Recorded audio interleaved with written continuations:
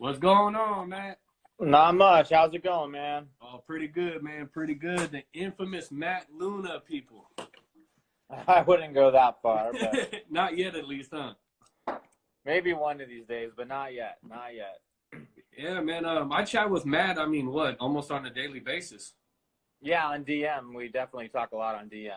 Oh yeah, Matt's been making a lot of stuff with the do it molds lately. Yeah, it's really fun. I kind of started doing it a long time ago, and I started off doing some jigs and stuff, and I honestly wasn't real happy with how I made them back then. I think I do a lot better now. I stopped kind of doing it for a while. I made some drop shot weights way back, but I didn't realize that you could use different hooks and different, types of skirt material. I just didn't know as much back then. So once I started doing it again, I'm much happier with the stuff that I'm making myself. Okay. Yeah, your stuff's turning out real nice, man. Yeah, there's definitely a learning curve to it. I mean, you don't just buy all the stuff and start making it and everything turns out awesome. I mean, there's definitely a learning curve. You're going to mess it up here and there, but if you just keep going at it, you're definitely going to do all right. Sweet. If you can, man, for everyone that doesn't know about do it molds or your process of how you do it, can you explain to us what do it molds is? Yeah, so do it molds has a bunch of different molds. They have all kinds of equipment to make your own baits. They have the molds to make a jig or make a spinner bait or make drop shot weights, egg sinkers, all kinds of different stuff. They have molds to make plastic. So basically, if you're going to start off making, let's just start off with something like a jig. You have to buy the jig mold itself. The jig mold, you would go on the Do It Molds website and you would search for, a football head mold or whatever mold you're wanting to make. And when you find the mold that you like, you would buy that mold. And then obviously you would need lead in order to melt it down. And there's different ways that you can melt lead down. You can, use basically like a ladle. It's called a hot pot. And it's basically just this like ladle with a heat coil on the bottom that heats up the lead. It melts it down. Then you can pour it into your mold. Or you can use what I have. I have a Lee pot, which I think it's basically I can melt down 10 pounds of lead at a time. Oh, wow. And then it has a spout on the bottom, and you open up the spout, the lead goes into the mold. And then obviously when you're pouring it in there, you have to, here's a jig right here. So you have to have the actual hook and everything set up inside of your mold already. And then that lead comes in, it hits the hook and surrounds it obviously just like this. And as you can see on this one, let's see if I can get in view here. This hole right here that you see is where the weed guard would go in. Obviously this one doesn't have a weed guard, but that's where the weed guard would go in. And then you have different types of molds. Like this one, the first one I just showed you is basically your typical football head jig, okay? And then they have other ones like this one that has a flat side so this one's gonna work like a stand-up jig. And this one's pretty cool. And then if you can see also here, you have this other keeper right up on top. And that's going to help keep your jig trailer on, stuff like that. Okay. Now, do they sell the hooks on their website too, or do you have to order the hooks somewhere else? They do have the hooks on their website. The hook in this right here is an owner deep throat hook. I really like this hook for these jigs. I was fishing at a couple weeks ago. Actually, I have a new YouTube video that just came out, and I'm throwing one of these jigs, and it pinned that fish really, really good. So these owner hooks are super sharp. They're super good hooks. And, in those jigs, they hook those fish really, really well. Okay. Yeah, we actually have a question for you. Which pot do you use again? Deep Pond Fishing was actually asking you that. So I have a Lee pot. So if you go on the Do It Molds website or pretty much anywhere that sells any lure making equipment, obviously I'm going to promote Do It Molds. I do some stuff with them. I do some video stuff, and I do promote their stuff. So if you go to Do It Molds and search for the Lee pot, you'll see one. I have one in the garage right now, obviously, but I'm in the kitchen doing this video. But it's basically just a silver pot, and all the lead goes into the top of it. You turn it on, it heats up, and then there's a little lever that you lift up on, and that thing, and then the lead just pours out into your mold. Sweet. So if say you got a beginner that goes to doitmolds.com, what would you recommend them starting off with? I think what you want to look into is what you like to fish, Okay. and what you think you have confidence in, because I think the hardest thing for people to figure out when it comes to making your own tackle is having confidence in it. Because we can all go to like 6th Sense website and buy something on their website, and we're going to have confidence that it's going to work because it's on their website. But when we make our own stuff, I think sometimes we lack that confidence, which makes it a little bit more difficult for us to make that leap and really have confidence. And I think that's where we end up, missing those fish catching opportunities. So I think like for example, I have a spinner bait right here. If you like to throw a spinner bait, then get a spinner bait mold. Like obviously when you make a spinner bait, you're going to need all the blades, the swivels, and all the wire forms and everything like that. But if you have confidence in a spinner bait and that's what you like to throw, you might as well buy one that you have confidence in. You're going to know a little bit about that bait. Like you'll know kind of what size hook you're going to want. You're going to kind of be able to take a spinner bait that you have already that you have confidence in and buy some of the similar components, and then you'll have a bait that you're going to have confidence in, and then you can go out there and throw that thing. Okay, appreciate that. Now, does Do It Mold sell starter packs or starter kits for any of this? Do you know of? They do for plastics. I know for a fact they do on plastics. The lead stuff, it's kind of it's harder to do a starter pack for the lead stuff because you need the mold, obviously, and then the different hooks make a difference because each mold might require different hooks. So like a Ned rig's going to have a different hook than your jig mold's going to have generally. So there's a little bit more variables to lead making, but I think that lead making and lead based lures are going to be a little bit easier for a lot of people to start off with. I think the plastics, this is a Ned rig right here, a Ned worm that I actually was filming a video earlier today. This had a customer that wanted this worm or this color bait, and then I have it over here and this is the Do It Mold's Boss Hog right here. Oh, nice. And he wanted that color, so I made it for him. And I've had some trouble with the laminates in the past because when you have the two different colors like that, that's called a laminate, and I've had some trouble with it. And I just filmed a video today with that color. And single colors is pretty easy when it comes to plastic pouring. You can mix up your colorants and your plastic and all that kind of stuff fairly easily, and you can get some baits going. And if you're just starting out doing plastic pouring, I definitely recommend you go with, injection based stuff. It's a lot more expensive than hand pouring, but you're going to get baits that you actually like, because the hand pouring, you're going to have to trim them a lot. And, injection based stuff, you're going to be able to get a bait that looks just like this, the first go at it. So injection is where I would definitely recommend somebody starting with if they're starting out with plastics. Okay.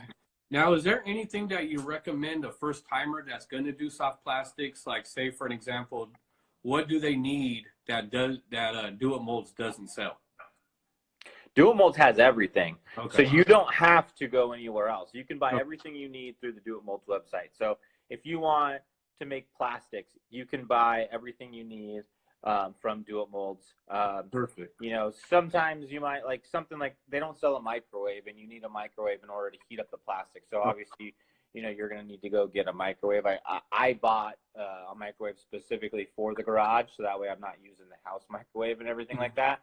But there's definitely different people do different things, but you can buy everything you need through Do It Molds. Okay, perfect. So pretty much everything Do It Molds has except for the microwave. Pretty much. I mean, you basically need the plastisol, which Do It Molds has. You need colorant, which they have. You'll probably need some glitters, which they have. You'll need molds, which they have. They have the gloves because everything's super hot. So you can buy the gloves that you're going to need to keep your hands, from burning. You need something to stir everything. And like literally I use I think it was $1 knife that they sell at Target for literally $1, about the cheapest little knife I could find, and that would stand up to the heat.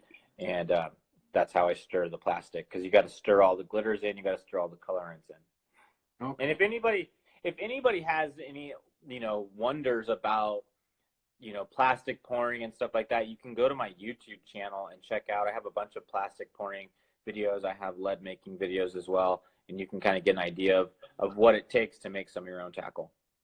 Yeah, Matt, pretty much anything that you can cover on do-it molds, Matt has a video for it. I mean, yeah, there's a ton of different stuff on the Do It Mold site, but a lot of the procedures are the same no matter what you're actually making. You need the lead, you need the hooks, you pour it all. So that's pretty much how it goes. Okay. Yeah, someone asked, what scents do you use for your baits when you're making them? So I'm not a huge scent person. I've never really gotten into the habit of using scent. I had a tournament years ago, and we were using scent, and I think I don't know if it made a difference or not. It's one of those things that I can't decide whether I think it makes a difference or not.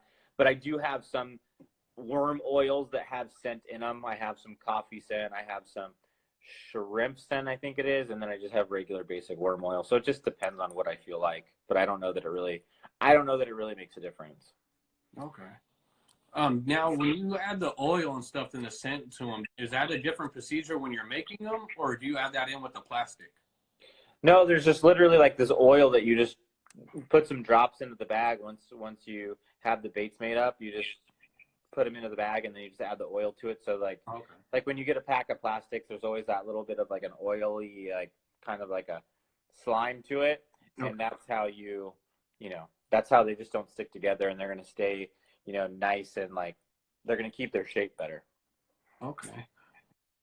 Now for the molds, now some of the molds though, I think you mentioned it to me before when we were talking about Ned hooks, about making the mold for the Ned rigs. Now the molds can only handle certain hook sizes, correct? Yeah, they're made for certain hooks. So like when you buy the mold and you're going to make a Ned rig or a jig or anything like that, the mold's going to say what hook to use in it. You can still use other hooks a lot of times because they'll match up just the same. And then when you get into it a lot and you're really into making your own tackle or something like that, you can modify molds in order to fit a different size hook or add a weed guard to it or something like that. I don't get too much into that. That's just not something that I've dabbled in too much, but you can definitely do some things, and modify molds if you want to. Okay. What advice do you have for beginners that want to get into making old molds of lead heads and stuff like that and soft plastics? So I think the first thing that you really want to make sure of is that you're safe about it, because the fumes from the lead aren't good for you. The fumes from the plastisol aren't good for you. So you definitely want to be, in a ventilated area. I don't know if I have the best procedure for that, but basically what I have is a standing fan that blows all the fumes out of the garage, and I always have the garage all the way open. And I'm hoping that basically that's going to help it out. I like to wear gloves when I'm dealing with the plastisol because that's going to burn you and all that. But I think the main thing, other than the safety component, is to find stuff that you like and have confidence in. Like if you like to drop shot a lot, then maybe buy some drop shot weights the first time, or maybe buy a drop shot worm for the first time. So that way you're fishing with something that you like to use and that you have confidence will catch fish. Because if all of a sudden you've never thrown a spinnerbait before and you buy a spinnerbait mold and want to make your own spinnerbaits, you're kind of, having to learn how to fish that bait and learn how to make it at the same time. And that's a lot of variables, and you're probably not going to be as successful as you could be. Yeah, perfect. I had another question here, and let me see if I can find it again. Someone mentioned you are a god. I don't think so, man. I don't think so. I think I'm just a regular dude. Now, what actually got you involved with Do It Molds? What caught your attention about making your own baits? I've always been interested in it, like way before I did any of the social media stuff, way before I just, relatively early days of fishing, I was, you know, had an interest in pouring my own plastics or pouring my own jigs and stuff like that, pouring my own sinkers. And so I started just dabbling in it.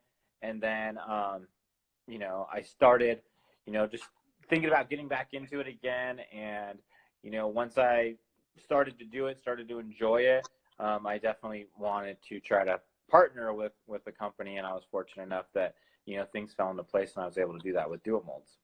Oh, sweet, man. Sweet. Yeah. How many videos do you think you have on YouTube involving Do It Molds?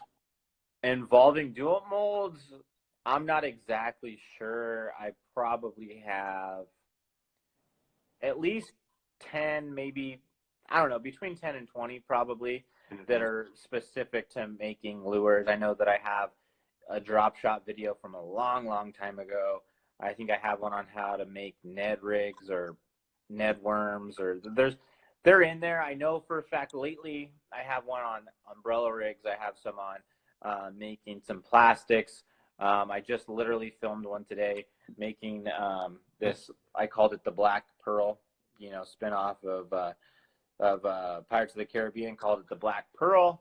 I have different videos on pouring worms versus Ned worms, how you can remelt some of your old plastics and make baits using, you know, molds. Because like basically how I fell into that was you can take old plastics and melt them down and then pour them yourself. So like even this bait right here, that's a, you know, Ned rig that's already all poured, you could melt that back down. Now obviously these two colors, this black and the silver, is going to blend together, but you can then make baits out of those.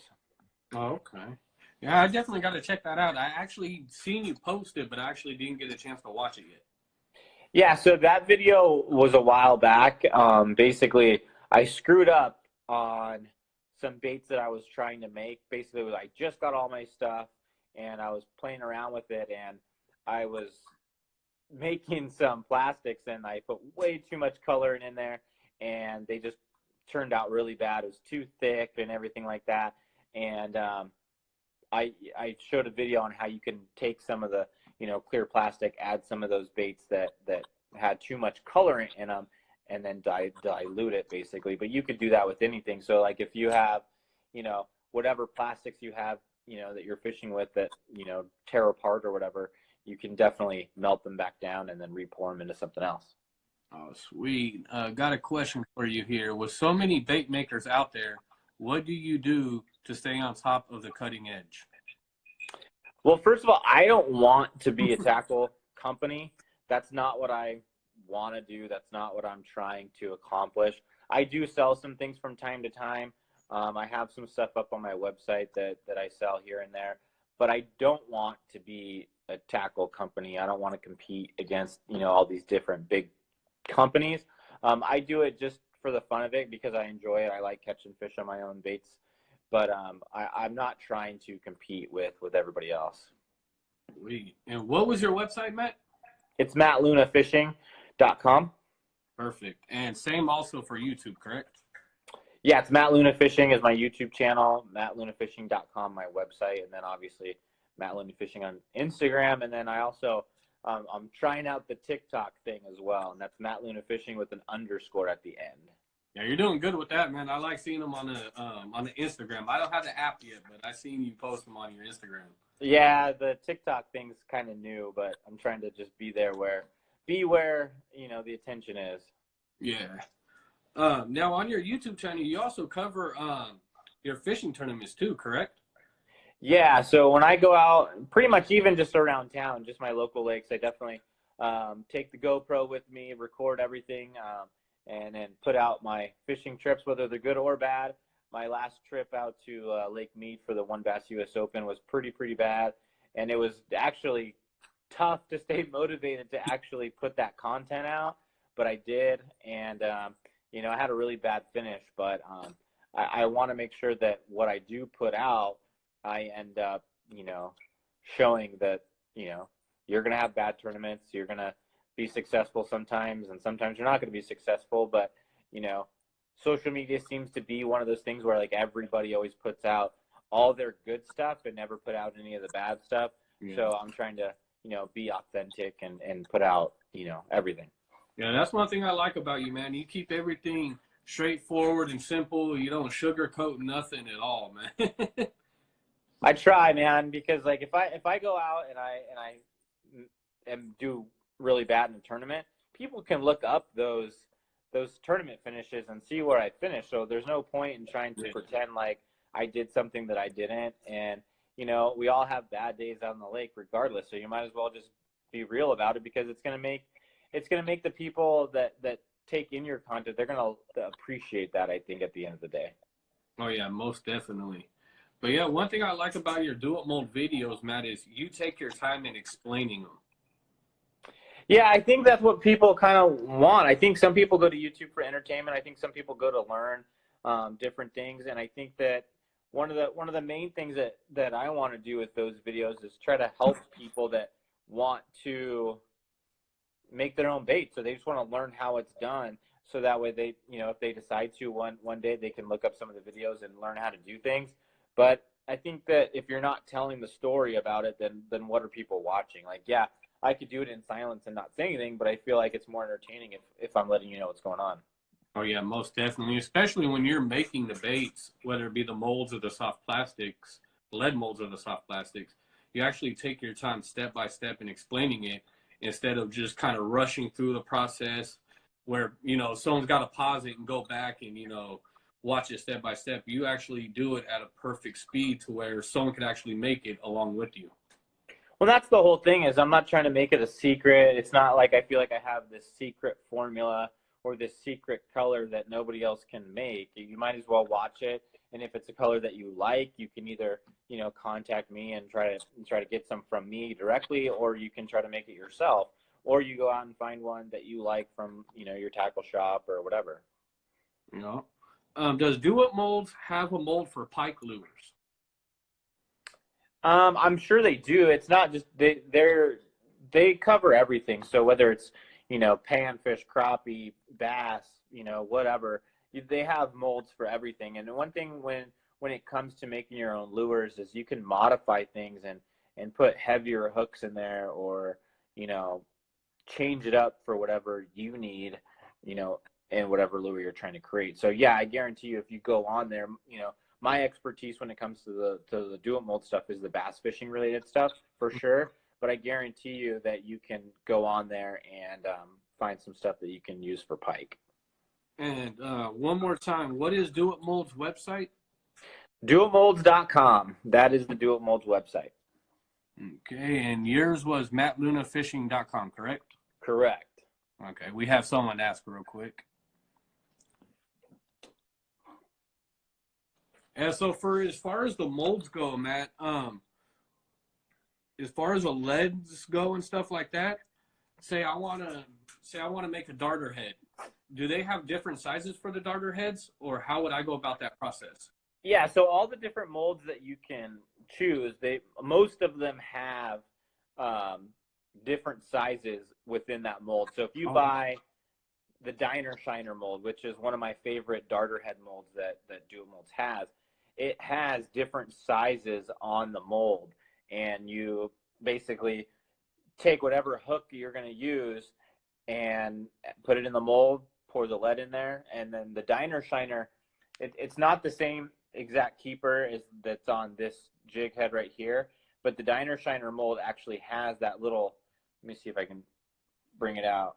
Yeah, that little bait keeper. Yeah, the bait keeper right there. The Diner Shiner has that bait keeper on there, and that's one of my favorite molds to use for darter head. And you can put a heavier hook in there, and if you really want that smaller profile, which is what I got that mold for, is for the really small darter heads with some small swim baits on there, you can put a heavy enough hook in there to actually throw it on an Alabama rig too.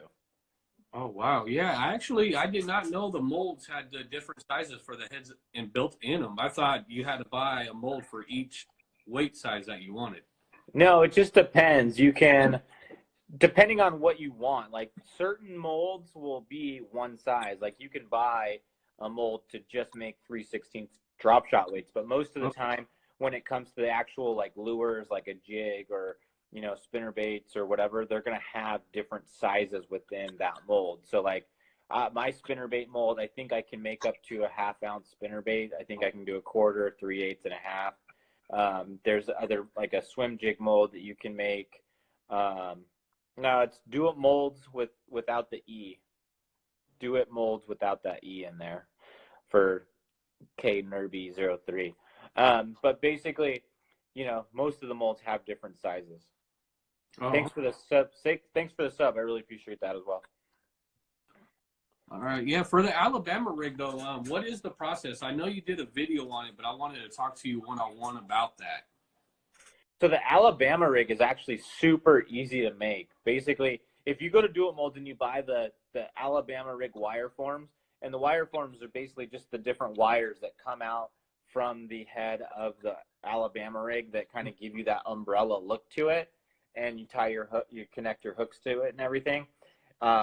It's super easy. The wire forms come pretty much pre-done, so all you have to do is take that wire form, put it in your mold, put the lead into the mold. It's going to harden up right around that, and then connect your jig heads with your swim baits on there, and you're done. Like, it's that simple because the Do It Molds wire form comes with the swivels and snaps and everything. It's super easy. So if you wanted to make the entire thing yourself, you would need the mold for the umbrella rig, and then you need the mold for the swim bait jig heads. And then if you really want to get crazy with it, you can get like a Ripper swim bait mold and make those swim baits yourself, or you can buy your favorite swim baits. Like 6 Sense just has their new Divine swim baits that came out, and they're pretty cool. Oh yeah, most definitely. Now, do you throw 8 rigs a lot? No, I don't. I have some of my most fun A-rig fishing was up at Lake Shasta.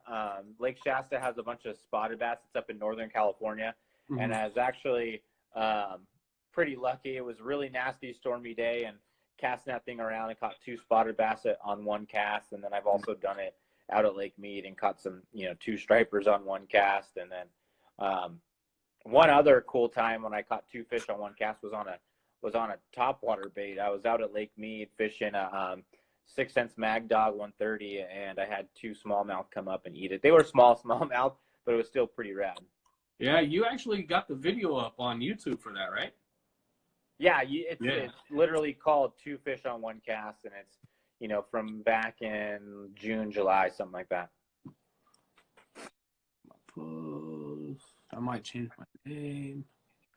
Yeah, for the umbrella rigs, because I know you've seen it too, where they got it like a hardened rubber tip on the umbrellas, on the wires. Like on the front of it, like yeah. Like where you tie everything. Yeah. So different ones have different styles. Which one do you prefer? I generally throw one that's unweighted at the head of it, and then all the weight is in the jig heads itself. That's generally what I throw. I don't throw it a ton to really give you, that's better for one reason or another. It's just generally what I throw. Okay. Yeah, do you have any more suggestions for any beginners out there as far as the Do It Molds go? Like, obviously, it's going to be one of those things where they're going to probably go through 5 or 6 times before they actually get it down to where they want it to be at, right? Yeah, I mean, I think the main thing is just don't get discouraged. Like, do your research, have an idea of what you're doing before going into it. Like, YouTube has everything. Whether you watch one of my videos or you watch somebody else's video, YouTube has information on everything. You can go on there and find a video for everything. So if you want to learn how to make a football jig, there's going to be tons of videos for you to be able to figure it out. If you want to learn how to make, plastic worms, there's a video on how to make it. So do your research, figure out I think the first thing is figure out what you want to make. Now, you might want to make a spinner bait, you might want to make a jig, you might want to make a Senko, plastic worm, whatever. Just figure out what you want to make and then do the research. That way you have an idea of what you're doing when it's time to actually go and do the process yourself. Yeah, because I know, just by looking at it, you can tell it's going to take you a couple times to get it down to exactly where you want it to get at. Yeah, I mean, the more you do it and the more you pour just in general, you can definitely, the learning curve's a little bit less because, like, I can get a new mold, and it's not very difficult to actually make the bait now, because there's sometimes you have to like figure out each little nuance of a mold, because like when I first got the umbrella rig mold from Do It Molds, I didn't realize that I was going to need to make sure that the actual head part of the umbrella rig needed to be super hot, because when the lead would go in there, the metal of the wires was too cold, and it would harden up that lead, so I wouldn't get a complete pour. So just some of the little subtle nuances like that are different with each mold that you just have to pay attention to. But I mean, most of the time you can just melt the lead right off of the hook or right off of the wire form, and you can just reuse it. Oh, wow. All right, man. Let's go ahead and do some Q&As. So if anyone's got questions for Matt or myself, feel free to ask. Matt, what is your biggest fish? My biggest bass is going to be 7 pounds. I've caught 2 that were both exactly 7 pounds on the dot, and that's my biggest bass. And then that's pretty much all I fished for the most part. I've gone saltwater fishing and done some of that. And I don't know exactly what the weights are on those. Oh, okay. Man, someone caught a 150-pound grouper. Okay. What's your thoughts on the 6th Sense Dogma? I haven't gotten to throw it too much yet. I've thrown the Mag Dog a lot and caught a bunch of fish on that. I got the Dogma afterwards, and the topwater bite kind of had died off. I do think that it's a good bait. I definitely think it's going to catch some fish when those fish are wanting to eat that walking bait.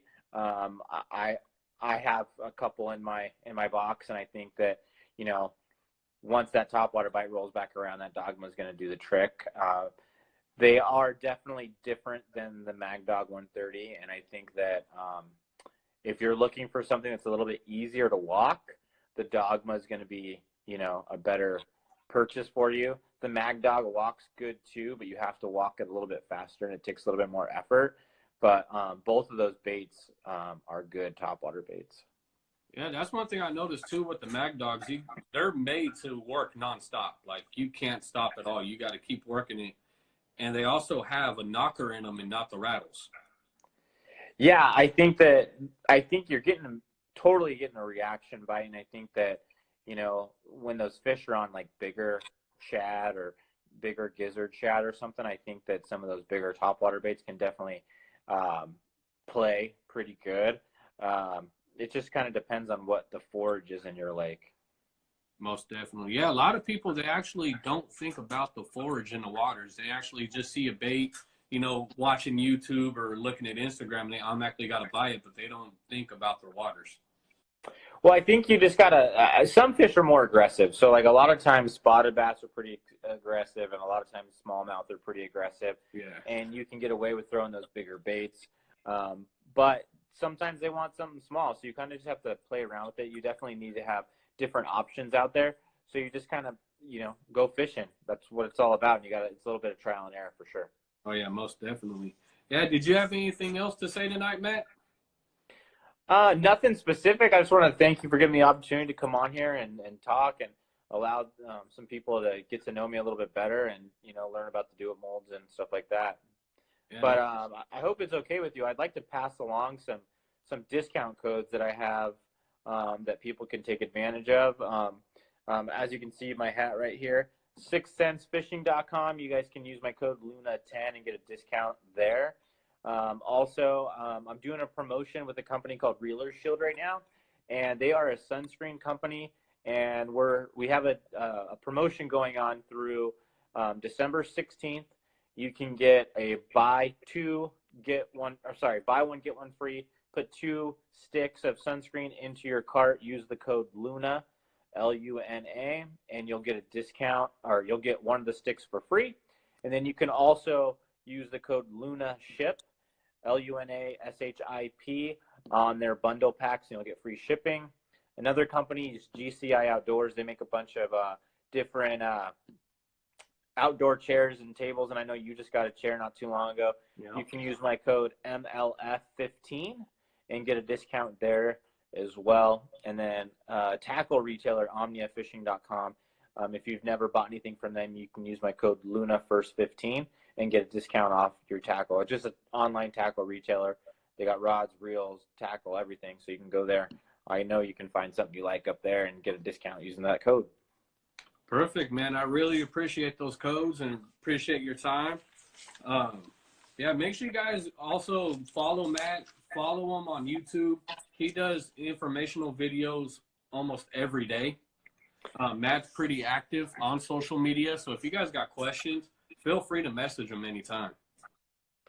Yeah, I would appreciate any of the support. And then that's one of the things that, I get asked a lot from a lot of kids that, how about sponsorship, how do I get sponsored and all that kind of stuff. And one of the things that I don't want to necessarily go into that, because I think a lot of with sponsorship is what do you have to offer a company, because you're asking a company to give you something. So what are you going to give them in return? It's not, they're just not out there to just give you free stuff. That's not what it's all about. But when it comes to sponsorship and supporting people, if your favorite fisherman is Scott Martin or something like that, or whoever, whenever you use their codes, whether you use my codes that I just gave out or different codes, that's showing support of the people that you're following, because those codes directly go back to those fishermen. So when those companies go to look and see, great, what has this person been doing for my business? Those codes are definitely helpful to show the support and show that, people want to follow that person. So whether it's my stuff or somebody else's, those codes do matter when it comes to the companies that are providing them. Oh, most definitely, man. I mean, I completely agree. I mean, I get messages all the time about that too. And one thing I always tell people, you got to know marketing. Yeah, I mean, marketing's huge, but when I think the more basic thing is what is your platform? Yeah. And like social media is a platform. So like right now I have almost 20,000 subscribers. So that's or not subscribers, but 20,000 followers on YouTube. So like, that's my audience. That's kind of some of the things that I have to offer. I can show that, I have a YouTube channel where I have different content that I can put out. So you have to have something to offer before a company's going to want to work with you. Most definitely, man. Yeah, because if you don't have a following or you don't have interest, I mean, that's why no companies are looking nobody's way. I mean, you definitely got to get the company's attention too. Well, for sure. But I think a lot of times most of the time, you're going to be approaching another company trying to get a sponsorship. You're going to be asking them for the sponsorship. Very rarely does it work in the other way. Now, maybe if you win some really big tournaments or something like that, maybe you'll have people knocking on your door. But a lot of times you're going to be going out there asking for that sponsorship. Mm-hmm. So you have to, give them something that they want to be a part of. That's why I'm trying hard to build the social media stuff that I have. So that way I have something that they want to be a part of. That's the whole thing. That's the business transaction, is whatever your deal is with them, you're providing them that exposure, whether, it's a TV show like some people have, or their social media, or they're traveling the country getting exposure from the different tournament trails they're fishing. Oh, most definitely. Yeah, we can actually do another live.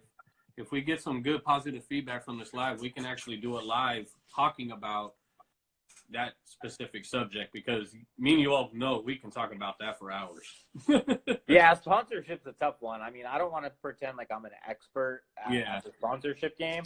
I think I've learned some stuff over time, but I wouldn't consider myself a sponsorship expert.